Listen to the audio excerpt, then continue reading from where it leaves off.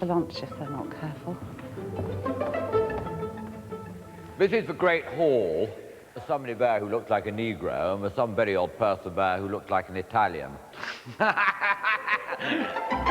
hope they like the lived-in look. Oh. Above the fireplace was a picture of a battle. My ancestor, Sir John Fulford, commanded a squadron of ships, and the end result was 5,000 dead Frenchmen, which was a satisfactory result all round. All this is bat droppings. Look, bat. Look, bats everywhere. They go everywhere. There is Thomas Fulford, who was killed at the Siege of Exeter, but it was painted sometime after his death. And there's his wife weeping on his grave in the bottom right-hand corner, naked. I wonder if my wife will weep naked on my grave.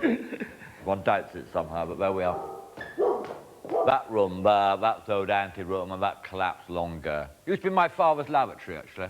He always was coming here after breakfast. It was very useful because it was the only time of the day when everybody knew where my father was. If you were to sit down and think about opening a house to the public, they demand facilities. Putting in facilities costs bloody money. No way would anybody with a fucking brain spend the necessary money on the expectation of getting people round the house spending £5 a knob. It ain't gonna make economic sense. Darling, 100 quid. What? 100 quid. Well, that'll pay for a fucking metal detector, I suppose, won't it? But Kashanda has other plans for the coach party money. A bold investment with her turf accountant. I'm looking for the racing. I used to know exactly where it was until I married Francis. Because somebody's told me what's going to win the 220 at Carlisle. Arthur, you're very good at maths. £200 at 60 to 1. Yeah. What's the answer? 1,800. It's not enough. It's not enough, is No, it? no. 10,800. Well, which? There's a difference. 10,800. Is it? I best get my calculator. It sounds too good to be true. Where's my You don't want anybody who is naturally addictive to things, do you? So if you look at a girl you fancy marrying, you look at uncles and cousins and fathers and grandfathers, and you see a bit of a history of alcoholism, gambling, various other sins. It's wise to stay clear, because it's bad blood. So not bloody good blood, it's bad blood. Can you tell me what price enchantment is in the 220 at Carlisle, please? £50 each way. Bookies always win in the end, don't they? You have to be pretty thick and stupid to be a gambler anyway. I don't. An enchantment has absolutely murdered them here. That's 20,000. I can't believe it. I can't believe it. So how much is there? How much is there? A lot. Kashanda has won over £1,000, but that money is not going into the ancestral home. Instead, she's off to London to treat herself. She's going up to London today for a couple of days, see a few people. That means me and the dogs can relax a bit. I can't remember what you're doing in London, but that's really immaterial. What do girls do in London anyway? Go to the hairdresser or spend money and see old friends and have lunch and drink too many bottles of white wine, I suspect. Bye, Puppet. All right, have fun. Paul will do that. Can we wave a Paul? Basically, we're on holiday, aren't we? When the cat's away, the mice shall go on holiday.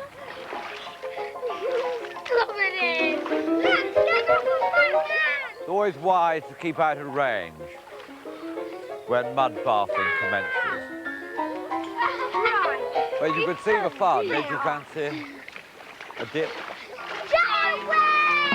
Granny pays 200 quid on some expensive toy, and it comes in a big box, and it gets out of a big box, and then the children end up playing in the big box and don't play with a 250 quid toy. You know, have simple fun. This is simple fun, isn't it? We all really like throwing mud at each other. Right. Mud is good for the skin. You know, there's a potential there. A potential for a spa. Fat Americans. Fat Germans, yeah. Germans are fat and so are Americans. The reason is because there were a lot of Germans went to America. You know, there's obviously a fat German gene in there bursting to come out. And it does.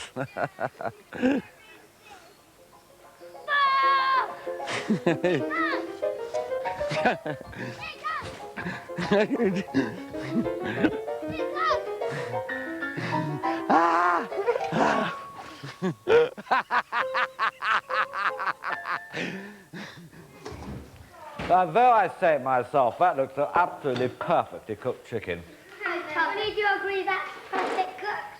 No. What? It's raw. Can you put it in for another 20 minutes? Shut up! Stop prodding it. Arthur! You don't... That chicken's not... Oh, it is cooked. Your mother always overcooks everything. It's a double cooking fucking chicken. Everybody makes such a fuss about it, don't they? Disgusting! Dad, what's pudding?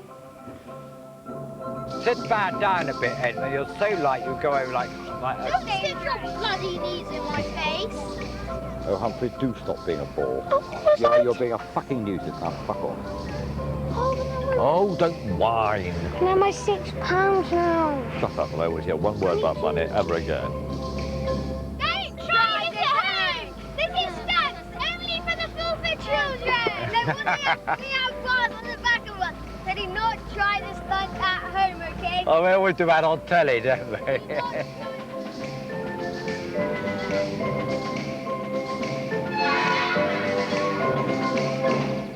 I think all parents, you know, it's a slight element of being a control freak.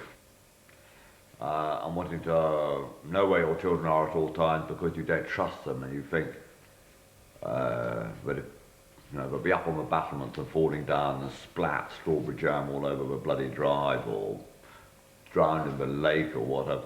But, you know, it's a problem in a big place like this. Where's Matilda and Edmund now? You know, do I care? They're probably watching television, but I mean, they might be doing any number of, or on the trampoline, I don't know. I'm not going to rush around and find out. Why did nobody stop Francis serving completely raw chicken to the children? Francis apparently said, oh, it's all right, we'll just cut the cooked bits off. And then when I came back, I found all the legs and the remains of the carcass completely uncooked in the fridge. This is what annoys me about being married. If you say to your husband, please, can you make sure all the croquet sets in? Yes. Have you done it? Yes. I mean, absolute untruth. And now the wooden balls have cracked. One of the most important things when you're running a place like this, the most important decision you probably make is marrying the right girl. If you marry a wrong girl, all your hard work and everything you do can be totally destroyed. In her case, I got it right, but I might have got it wrong. How's that nursery rhyme go? When she's bad, she's very bad and bloody awful, and you drown her quite happily in the lake with a great stone round her neck.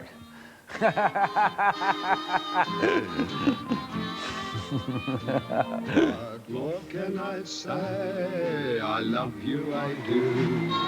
If you went away, I'd feel lonesome and blue. I spent my life going around clearing up, actually. And there's not even two. I mean, I wouldn't consider I live a normal life, really. And I think it would be easier if there wasn't so much space to make so much mess. If you Can't be bothered. Go around the other way! I love you, I love Francis, such a mess. After we've had lunch, that room is going to be immaculate. And How your much on job, the bed? because Mummy, I how think much- most of that is you. Blah, blah, blah, blah, blah. That's a lie! Don't shout at me. And Matilda, you will stop watching television right now. No, because I'm going to cut the plug off. What do you mean, what? Well, you're looking at me in a quizzical way. I'm not. I'm looking at the dogs. Ah, that's I'm very thinking how sensible. delightful and wet and smelly they were.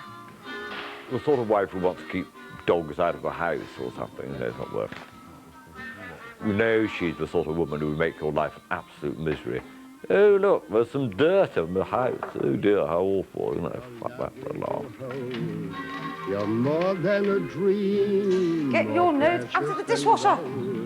I want you, I need you. Oh, this is just dogs. What more can I say? I say you may not watch television until it's dark. It's dark in America. It is not dark. It's dark in America. Sauce. Now, listen to me. If you don't turn it off, I'm going to put it in the lake. I am absolutely fed up of it. So, which do you want? Do you want it in the lake or are you going to turn it off? What's it in the lake? I am being serious. We'll take it in the lake, thanks. Right, you are going to be surprised. No, she's not just... No, I've had it. There is plenty to do in this house, and all you do is watch television. And so from now on... No? No, we're going. We're going. Too late. I'm afraid.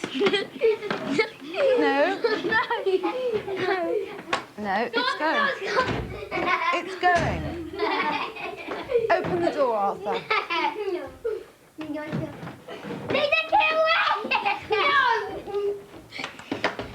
Open the door, Arthur.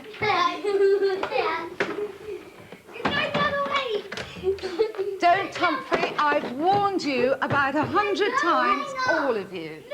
Right, let go. Let go. Right, get off, Arthur. I give up. I give up. Don't ask me how a woman's brain works, because women's brains are a mystery and have been since the beginning of time to men.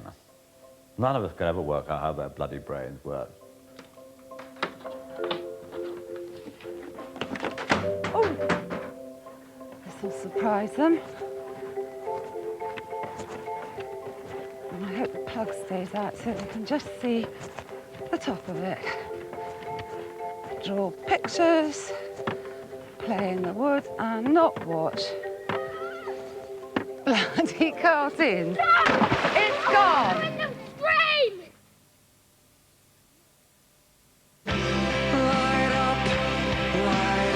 Snow Patrol's album Final Straw is the success story of the year.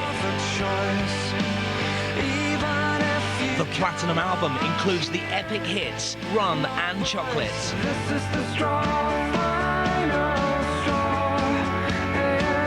Plus the brilliant new single Spitting Games.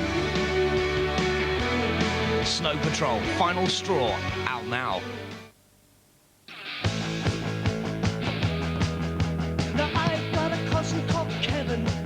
He's sure to go to heaven. Always spotless, clean and neat, as smooth as you'll get him.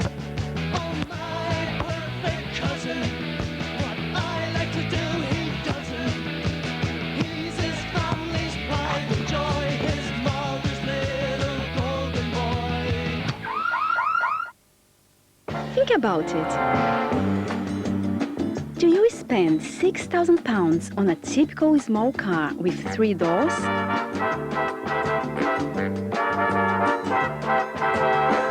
Or £500 less on a gorgeous small car with 5 doors? I think we know the answer to that one, girls, don't we? The new Kia Picanto, the thinking person's small car. It's hell gardening in heaven, Bev. Even the snails have wings. It's worth it, mind. I am going to make Philadelphia with garlic and herbs. It's been done, Dan. Cool, creamy Philly with garlic and herbs. Not bad. Just wait for my rhubarb and sprout Philly. Philadelphia with garlic and herbs. My age? I'm about to be 44. With Rock's new Retinox Correction, it's proven your wrinkles could look 10 years younger. I don't want to be pretty. I want to be perfect. This is a business, Sean. A very good business that is on the verge of setting us up for life. Tell me what you don't like about yourself. Nip Tuck. Wednesday at 10 on 4.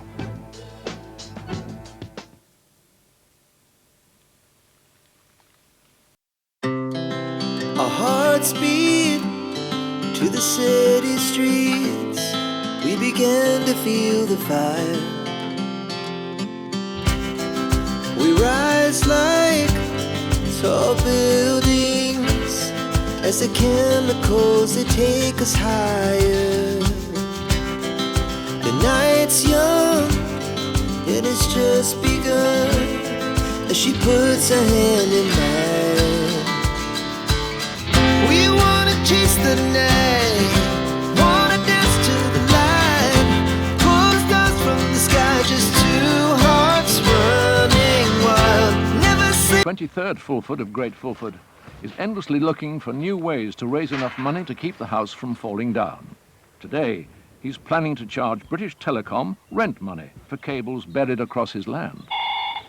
The purpose of this exercise is British Telecom have put poles on your land or bury cable underneath your land.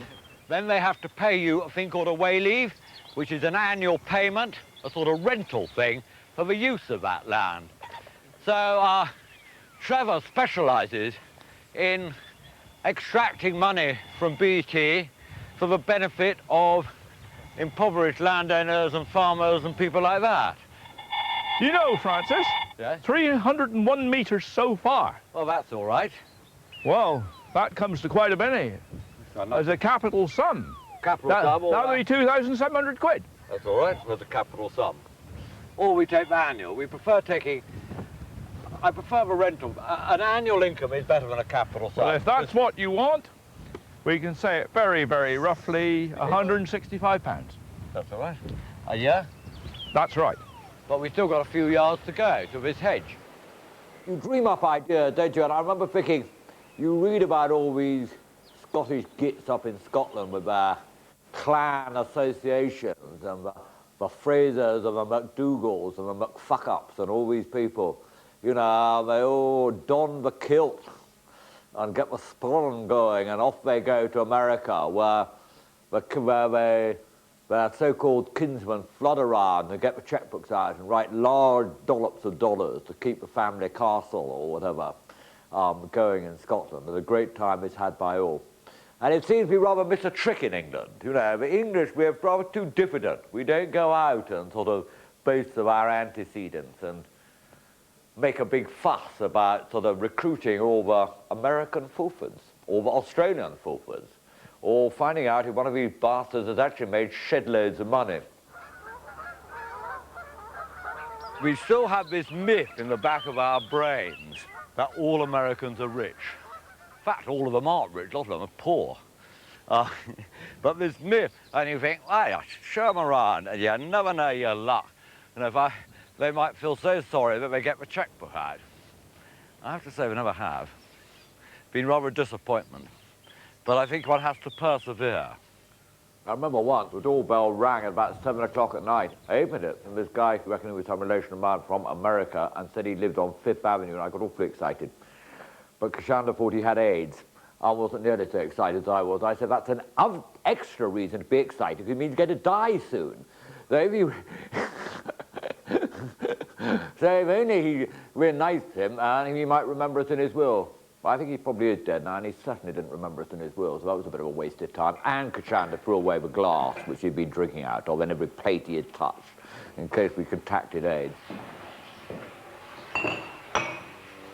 In the absence of a wealthy benefactor, Francis is forever dreaming up new ways to make money from the estate. If it's a bit of amusement, and there's a fiver to be earned as well, I'll give it a crack. I had a friend who was what they call a glamour photographer, and he brought Playboy down here on numerous occasions, and other magazines as well. Children find it quite amusing when they came down to see girls without their clothes on. They thought it was tremendously funny. Sometimes you get some real oddities. I mean, we had these people around the other day who wanted to come and see the house, because they had this plan to do a sort of I think it was a sort of coach parties of people visiting haunted houses or something like that. I've always thought that when I die, I'll try and come back as a ghost, or to help the finances, because if you give dinner parties where ghosts would actually clear away the food, the price would be no object to various people. You know, the finances would be solved at once. Spooks one day, and the management training for one of Britain's major PLCs the week following. And I have to say, a bigger bunch of wankers I've never met. People always ask me here, when they look around the house, oh, why don't you apply for a grant? I never really envisaged ever asking for a grant from a taxpayer to help maintain this house. And nor do most of the people who have houses like this. As a private owner, I make all the decisions. If I want to paint the whole bloody thing bright orange with yellow spots, I bloody well can. You know, we've all learnt our lesson, which is basically that, on the whole, the people who are part of English heritage and the like are a load of wankers. Where did that come from? Ed, how do you think that fell? It fell off because we were playing cricket. Should we go and get some wood glue? Come on. I don't quite see why people think it's part of English heritage when all the people have tried to do is either tax it into the ground or, back in the Civil War, try to batter it into the ground with bloody cannon. Oh, I know sellotape. Well, that means it fucking ain't their heritage, it's my heritage.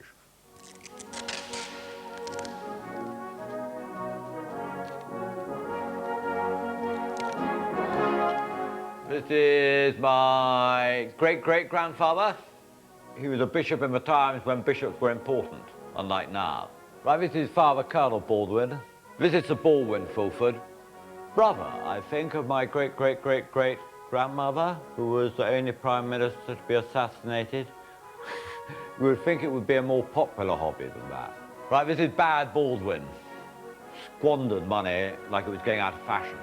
Oh, you may be taking a picture of a fucking picture, not the fucking me. He was equally extravagant and foolish and overspent. For years, that portrait used to live upstairs in the attic with his face turned to the wall. So it was obviously considered a major disgrace. Yeah, well, we're all called Francis, really. It's a sort of family tradition. When I was born, my mother had a choice. I could either be called Francis or Baldwin. And she chose Francis. Now, I'm a bit upset about that. I quite like to be Baldwin. Nobody else is Baldwin. Well, there are the odd other Francises. But I suppose she said she thought, quite rightly, that I'd have been christened Baldy at school. I thought perhaps I wouldn't have enjoyed that. But as I was nicknamed things like fatty, and when I was thicky and full of food and all sorts of things, and I ended up being called fucker, too. Well, I'm not waiting for your fucking mother 1 minute longer. You fucking pain in the arse.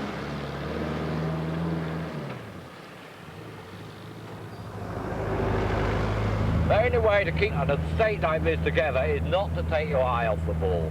To be careful, not to gamble. And that's why we've held our land and our house for 800 years. Not that is, but we haven't had the odd complete cretin, but luckily we haven't had two in a row. I mean, the old rule of thumb is a family and an estate can survive one idiot, but can't survive two. Being a landowner, one spends an enormous amount of one's waking hours planning one's own death. It's rather a sort of morbid factor of land ownership, that you want to die when it's the most tax-efficient time to die. When Francis does die, his daughter and his two youngest sons will have to find another house to wreck. The whole of the great Fulford estate will go to his eldest son, Arthur. I never made any secret. No, there's no secret between my children, but Arthur will inherit this and virtually the whole place. That's called primogeniture. All goes to the eldest boy. I received it because I was the only boy, and my elder sister's got nothing very much. And my father received it, although he had two brothers, and so on, right back into the dim and distant memory of time. And the only reason why this place exists in this current form is because primogeniture was always rigidly adhered to. In other words, for me to suddenly break the rule and say it's unfair is a load of bollocks. It's not unfair, it's totally fair, because I give as I received, and it would be totally unfair to my ancestors for me to break that pledge. So it goes to Arthur. Pull! Nobody groomed me for the job. Or if my father was grooming me, I didn't really realise it was happening, and I rather think that's the best way to groom anybody for a job, is not to go and make a great song and dance about it and training. You've got to show by example and aptitude. Okay, Arthur? I can't hit these bloody things. You're so rubbish. I know. Completely shit. You need to love a place like this. You've got to love the landscape, love the house, and you've got to feel for it. If you do that, I think he does, well, I don't think there's any problem. You're so rubbish. I suppose an estate like this and a house like this is rather like a woman who spends too much bloody money. You know, you've got to love her, otherwise you'd kick her out, wouldn't you? Telephone's always ringing, or the post is always bringing some letter from individuals who specialise in old buildings and write to ask if they can come and poke their noses round. I always think houses tell you something about their owners, and I think this chandelier with 1, 2, 3, 4 bulbs present out of 20 tells us something. Architectural historian Ptolemy Dean is at Great Fulford to look over the semi-derelict state of the house and to give Francis his expert opinion. So you've got here. How do you do? I'm sorry, I have not been around. So you've had a bit of a walk, have you, already? I've had a bit. Architects and structural engineers do tend to see something and think, gosh, help, this could fall down tomorrow. And some will say, yes, it could fall down tomorrow, and it could fall down in 100 years' time. I think we'll bet on it falling down in 100 years' time, because just now, there is no money in the kitty to pay for it today. A lot of sort of damp, isn't there? What? A lot of damp in the house. No, just the central heating's not on. Oh, right. The peeling of paint. Oh, the peeling of paint. Yes. Well, the paint is old, so it peels a bit. He goes around and he sees, you know, oh, well, water's been coming in there, water's been... Of course it's been coming in there, but it came in here 25 years ago. A little bit of excitement up here. Oh, whatever. You know, it's all old stuff. Gosh, it's just been stuck together with sort of... Is it you? It's rather like reading the end of a story and not having read the book. He's seen what effectively is the final chapter of the saga so far, but he hasn't read the 30, or in my case, the 51 chapters which preceded it, in other words, my life. So what happened here? The ceiling's partly renewed, isn't it? Yes, we were starting doing things to it, and let me stop. It's not in bad nick, actually. Wow. Look at it. What about these gutters? Break that fucking slate, you're in for a £1,000 bill. You actually have a sort of plan, because I mean, your family's been here all this time, you're going to be here forever, your sons are going to inherit it. I mean, do you have a plan in your own mind about actually, I don't know, going about maintaining it? I mean, do you have, you know, have you worked out in your mind what you're actually going to do? Because there is a danger that it could all sort of slightly get a bit on top of you, isn't it? No, I don't think there's any danger of that. I think there is a risk that if you just leave it too long, you're going to lose bits of this building that are important and valuable, which actually you could have kept if you'd slightly... Oh, that may well be true, but of course what you can't do is spend money you haven't got. My philosophy is really based on a perpetual feeling of optimism, in that eventually something always comes right, and that you must not rush things, because effectively if you're trying to beat fate, and fate always comes right in the long run. You know, if you don't rush things, suddenly the money is there.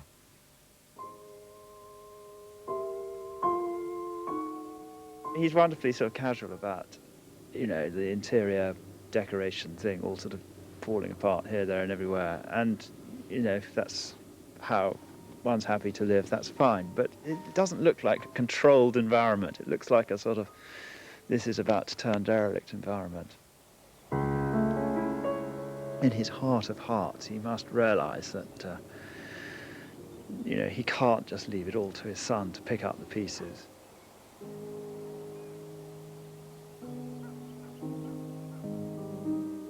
I could spend £1 million quite easily. If I had £1 million, I could put that house in apple pie order tomorrow. But, no, I haven't got £1 million, so there, just have to wait. South African businessman of my acquaintance once said to me, as he leant across the desk with a sort of evil, he was an evil bastard, evil gleam in his eye. He said, "Frank, do you know what I've got?" And I said, "No, what have you got?" He said, "I've got fuck you money." And I thought then, and I think now, that there is no better definition of what I mean by real money than fuck you money. You don't owe any bastard anything, and you don't want anything, so you've got fuck you money. I unfortunately owe quite a few bastards a lot of money, and I also want quite a lot of stuff. So I am a long way away from having fuck you money. In fact, if I had fuck you money, you wouldn't be here now. And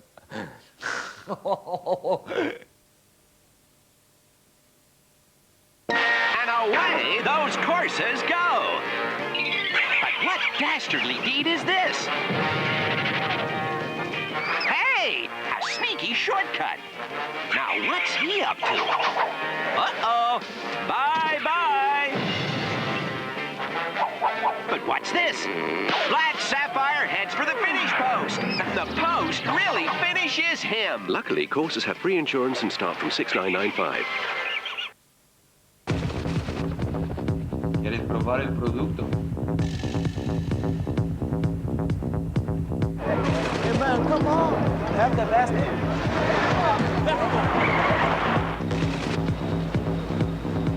The man from Del Monte doesn't always say yes. He selects only the finest fruit. Del Monte. Say yes to the best. What can you do today to help give your cat a healthier tomorrow? Introducing Purina One for every life stage. Developed by Purina's vets, Purina One combines excellent nutrition for energy and health and a high ratio of vitamin E and antioxidants to help keep your cat in peak condition year after year. New Purina One. Look for the healthy difference today and tomorrow. Take good care of my baby. Now don't you ever make her cry. Just let your love surround her. Paint a rainbow all around her. Don't let her see a cloudy sky. We're there for every step they take. So trust SMA Nutrition to help take good care of your baby. Here he goes, and there she goes. England's glorious summer continues. This is becoming a no contest. 5 out of 5 home wins. Can the boys make it 6? Wonderful batting. England versus West Indies, third Empower Test, Thursday at 10 on 4.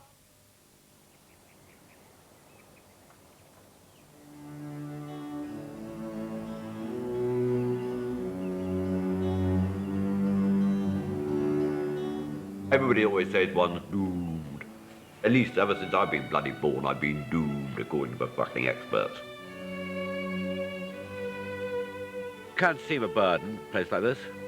You know, when the bills come in and brown envelopes of a morning, and there's not a lot of money to pay for things, and you want to do things and you can't do things because you have to restrict what you do to work within the limits of the budget. We always travel optimistically. We'll always hope we'll arrive on a sandy shore one day instead of on a rocky beach. And, you know, by the time something really needs to be spent, a lot of money needs to be spent, hopefully we'll be on a sandy shore.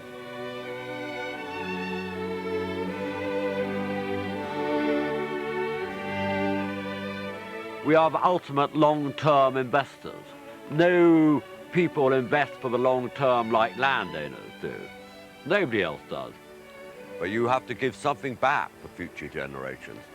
You know, I can look out and I can see that cedar over there, marvellous Lebanon cedar in the middle of the park, and I know that, I look at that and I think of Colonel Baldwin Fulford, who planted that around 1800, or John Fulford, who actually ended up in serious death and trouble in 1760. He did leave me the lane.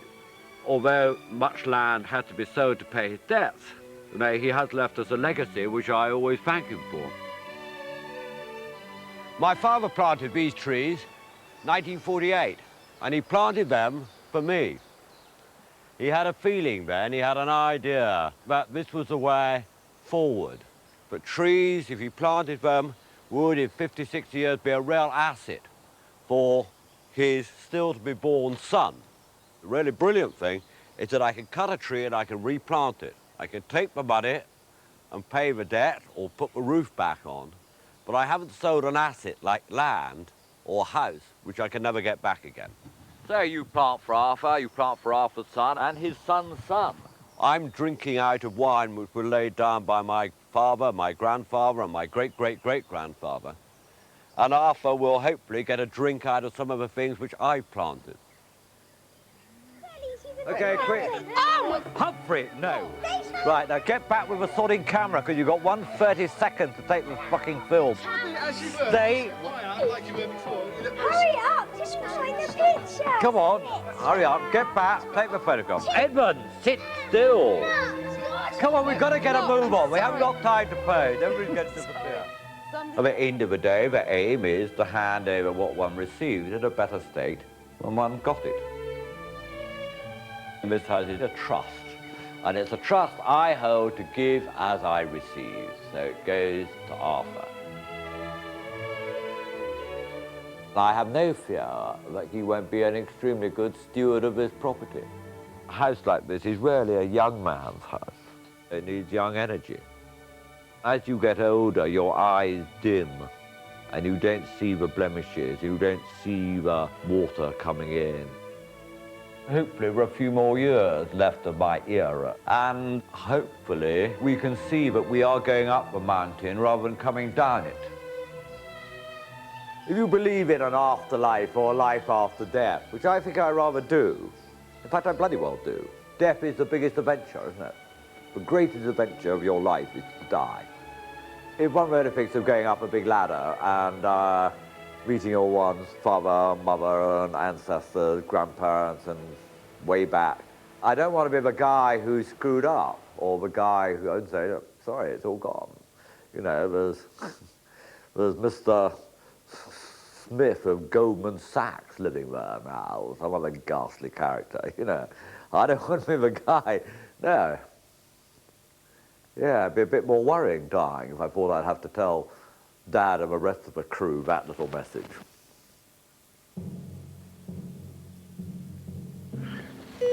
£5p.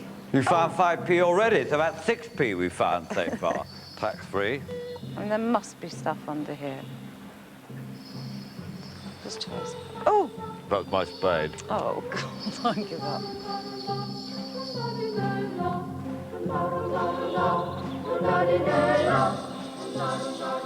See what's so funny? When I put my ring under it, it comes up as a 1-cent piece. And the time before it came up as scrap. There's no point in doing that on the road, darling. I'm not digging it up.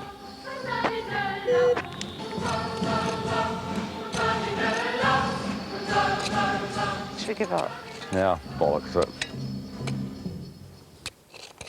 Bless this house, oh Lord, we pray. Make it safe by night and day. Still fancy that country estate? Tell us what you think about this programme at ch4.com/thinktv. Next tonight, an ingenious twist tests Milena's guise in a whole new way. Average Joe is coming up. Shall I turn it off?